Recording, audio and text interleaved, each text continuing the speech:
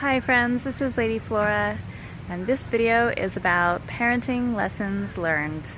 So I'm a working homeschooling mom with a 5-year-old songbird and a 2-year-old man cub, and we do lots of videos on homeschool curriculum review, day in the life videos, and nature exploration videos and stuff like that. So if you're interested, you can hit the subscribe button. So I gotta be honest with you, I'm really clueless when it comes to parenting. It's incredibly new to me and I am constantly learning new stuff. So I'll call this first lesson expectations versus praise. My oldest is 5 and she is very strong-willed, although I'm kind of in denial about that, which is great for her future career as a CEO or a lawyer, but very challenging for her laid-back, easygoing, eager to please mother. So I heard some bad parenting advice. I mean, it was bad advice for me. Every child is different, but I heard that your child should just do what's expected of them because it's the right thing to do. And that should just be their motivation because it's the right thing. It shouldn't be because they want praise or anything like that. So working on that principle, I would ask my daughter to do things like set the table, and when she would do it, I would just say, thanks. And that just wasn't cutting it. And she did not want to set the table, and she did not want to get her pajamas on, and she did not want to go to bed. I realized that at her age, being motivated by praise is a good thing, and expecting a child to not be motivated by praise is kind of expecting a lot more emotional maturity out of them than perhaps they're ready for. Love is not an obligation, it's a choice, and one of the ways that we show love is through praise and affection.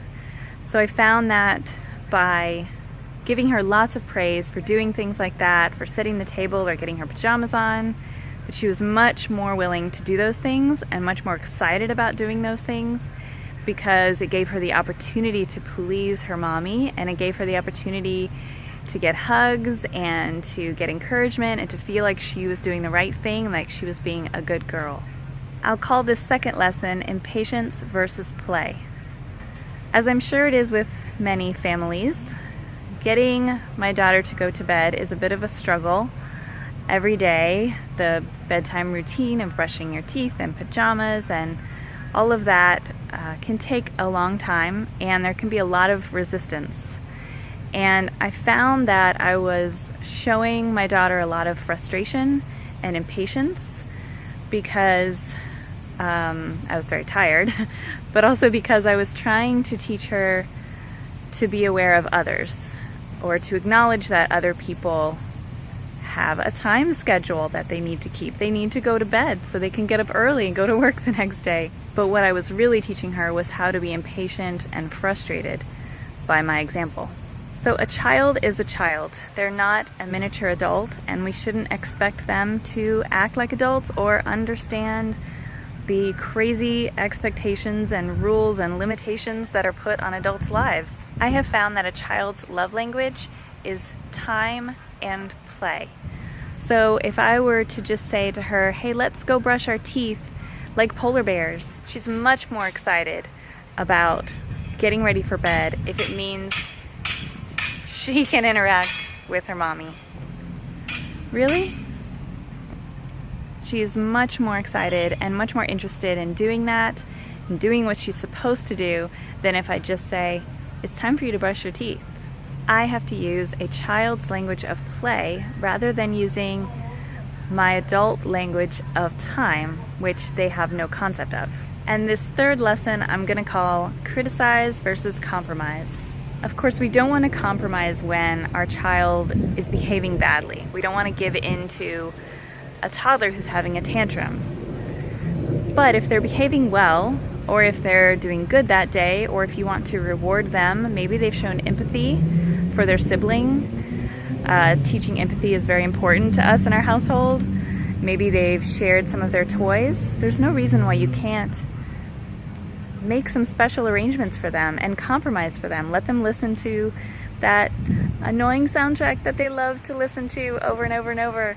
Or, you know, maybe they have earned themselves an ice cream or something like that. It sends them a message that we care about their needs and their wants, and it lets them know that they're in a loving, fun environment. There are times when my daughter asks for help doing something like getting dressed, and I know that she already knows how to do this, so there's this temptation to say, you can do it on your own.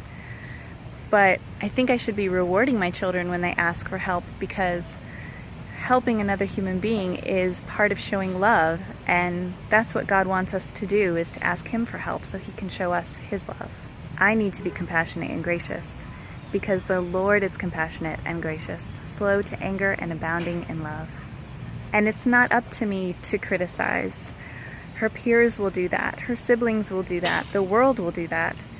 It's up to me to be a soft place for her to land, to be a place of physical connection, to be a place of listening, to be a place of understanding and compassion and unconditional love, and to be a place of grace. And now I want to hear what you have to say, so like, share, subscribe, and comment away, and after you do that, go outside and have a sublime day.